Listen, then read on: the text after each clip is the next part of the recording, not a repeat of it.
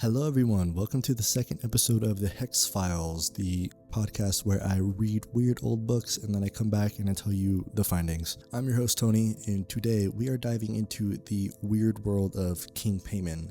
Yes, that King Paimon from the 2018 film Hereditary, directed by Ari Aster. If you've seen Hereditary, you already know the name. If not, buckle up. We're going to be diving into ancient grimoires, the myths and legends, pop culture references, and the main course, we're going to be talking about how modern practitioners integrate him into their practice. Pronunciation note right off the bat: Paimon, Paimon. The movie goes with Paimon, so I'm just going to be sticking with that for this episode. King Paimon is prominently featured in the Ars Goetia, the first book in the Lesser Key of Solomon, which is a 17th century compilation drawing from ancient demonological texts. He also appears in John Ware's Pseudonomarchia Daemonium from 1577. He's ranked as a great king who is very obedient to Lucifer and commands 200 legions of spirits, part angels and part potentiates. Here is the classic description from the Ars Goetia that always makes me smile because it's just so extra. I'm going to read it to you now. The ninth spirit in this order is Paimon, a great king. He appeareth in the form of a man sitting upon a dromedary, with a crown most glorious upon his head. There goeth before him also a host of spirits, like men with trumpets and well-sounding cymbals, and all other sorts of musical instruments. He hath a great voice, and roareth at his first coming, and his speech is such that a magician cannot well understand unless he can compel him. So imagine you're doing a ritual and suddenly there's like this crowned figure preceded by a full demonic orchestra. He's riding a camel. It's kind of crazy stuff, and it's pretty cool if you think about it. He teaches all arts and sciences, reveals secrets of the earth, waters, winds, and the nature of the mind. Basically whatever the magician is trying to learn. He gives good familiars dignities and can influence others. Traditional lore says face west or sometimes northwest when calling upon him. Offerings are usually recommended if summoning alone, otherwise two other kings, Lebel and Albalam, I believe is the name, are often seen tagging along. The name may derive from the Hebrew Paimon, which means small bell or tinkling bell, which fits with the musical instruments. He shows up in other grimoires too, sometimes with slight spelling variations like Paimon or Paimon. Some modern occultists speculate older Middle Eastern and pagan connections due to the camel imagery and tinkling etymology, but he is firmly rooted in Solomonic tradition. A few texts debate whether he was once a fallen angel from the dominions or a cherubim choir.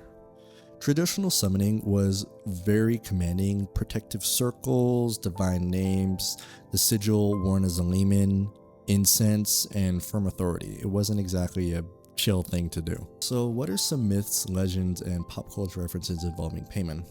The myths mostly live in these grimoires, dramatic stories of evocation where Paimon is testing the magician's resolve with his roaring voice and unclear speech until properly compelled. He's one of the directional kings in some systems, often tied to the West.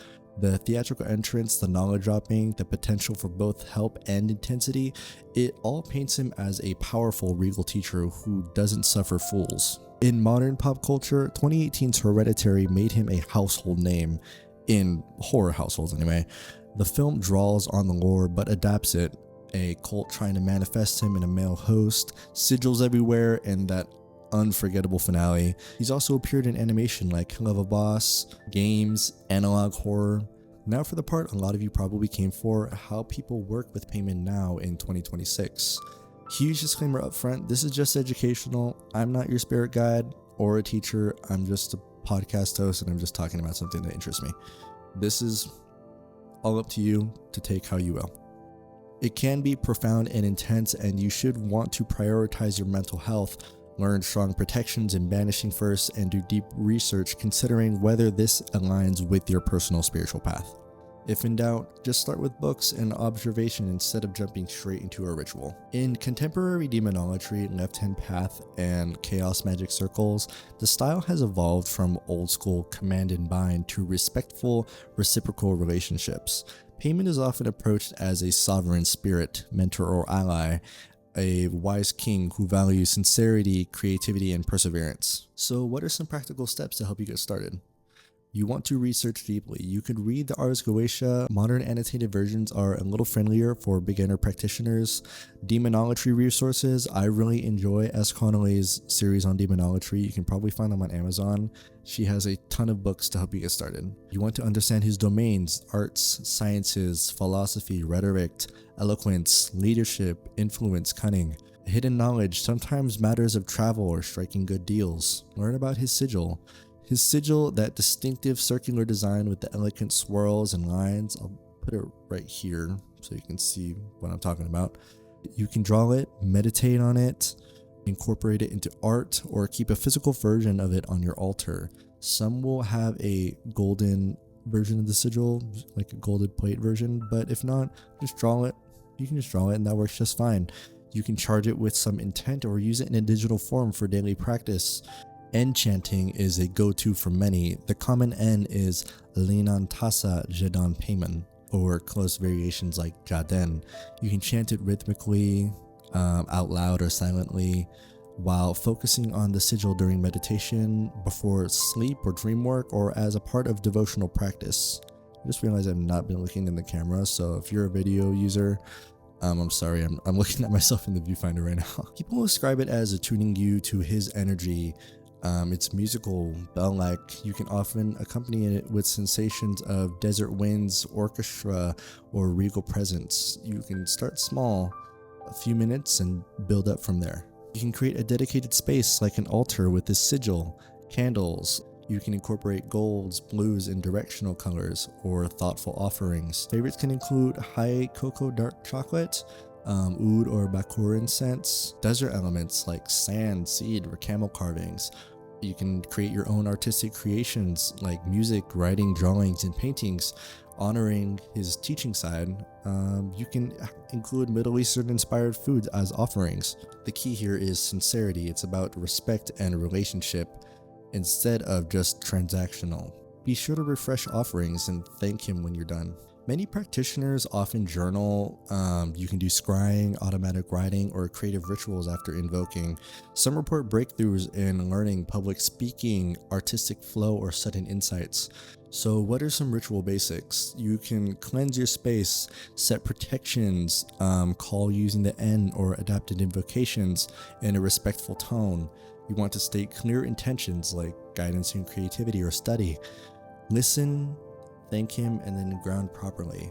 Some practitioners will blend Solomonic structure with modern relational language. You should always ground yourself afterwards. Communities on Reddit like r/demonology practices, forums, and books can include and offer guidance, but you should always vet your own resources and trust your discernment. King Paimon bridges centuries of dramatic grimoire lore with modern practices centered on respect, creativity, and knowledge seeking.